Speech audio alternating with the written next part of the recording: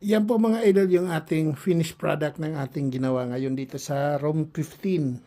Ito po ay double bedroom mga idol.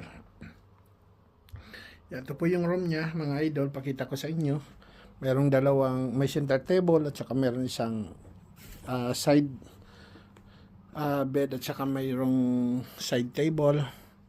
Ayan, meron siyang dito, ayan. So, ayan yung kanya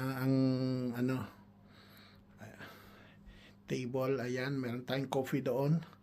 May TV, flat screen TV, mayroong fridge, mayroong cupboard, wardrobe.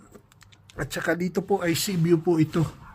Ayan, sea view siya, papunta doon sa beach. Ayan o. Ayan, tsaka mga hotel po yung nito harapan. Ayan.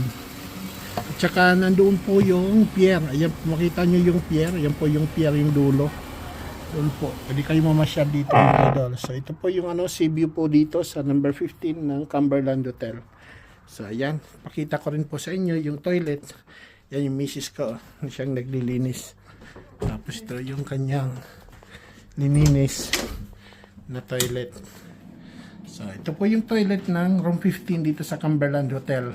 Located po ito sa Llandudno, North Wales, UK. Kung papasyal po kayo dito sa UK, sa North Wales, Llandudno, yan, pwede kayo mag-check-in dito. Pilipina po ang may-ari ng hotel na to, pinsan ni Mrs. So yan yung toilet, number 15, sea view po siya. Alright, so dito pagpasok mo, ito ang mabubungad sa iyo pagpasok mo. Ayan, sea view po ito. Ayan, so thank you for watching. Like and share po tayo mga idol, and bye for now.